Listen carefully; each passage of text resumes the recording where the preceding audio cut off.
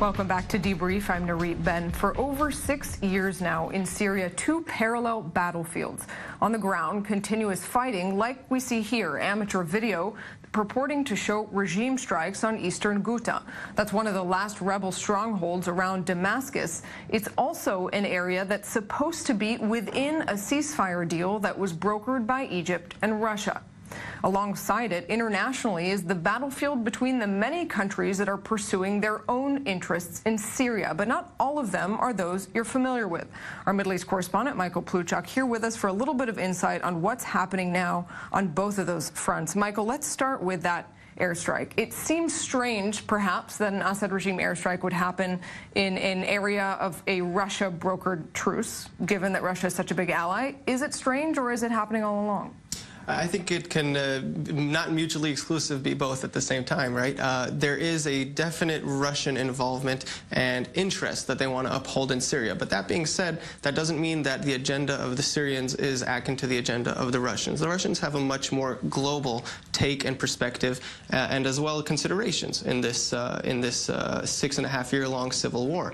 Syrians have a much more tactical scope to this, a much a smaller one, if you will. They would like to see the territory return to their regime, whereas Syria has other considerations they need to take into consideration, not least of which is the United States, the Turkish involvement, and indeed it seems like almost everyone in the Middle East really has their hands in. So the Russians need to see a larger picture here than the Syrians do. So Russia is maybe walking a line between supporting Assad, trying to keep him in power, but not too firmly in power. So let's talk about the countries involved, because we hear so much about, obviously, Russia, about Iran, about Turkey, but Israel and Saudi Arabia also have their own hand in different ways in this conflict. Let's start with Israel, because we heard some news about that today.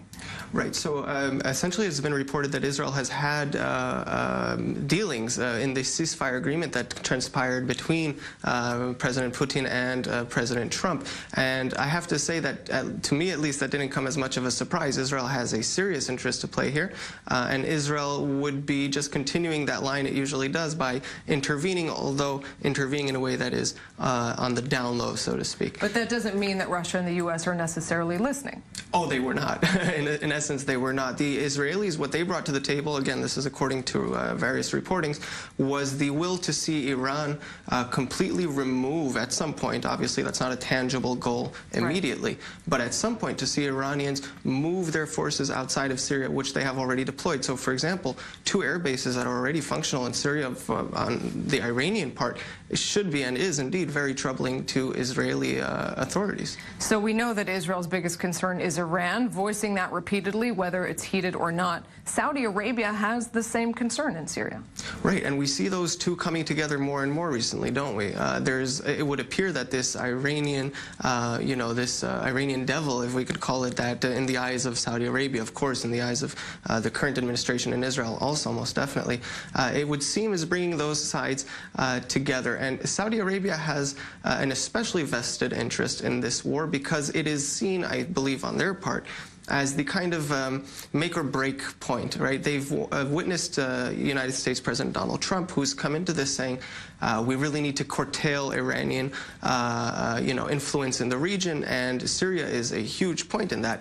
It would appear that President Trump is not really holding up to what he's said on that, and there is. Yes. So give us a quick preview of a meeting in Riyadh linked to this that we can expect next week. Right.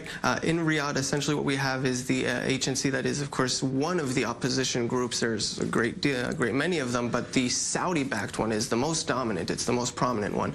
And that group is essentially has already sent a few delegates already to Riyadh.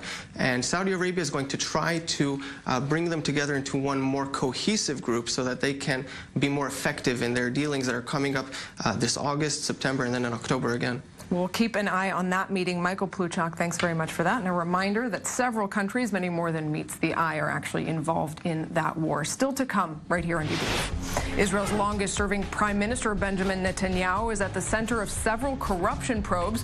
But this evening, with a country deeply split, his supporters are getting together to celebrate him. We'll take you there live, plus the debate right here.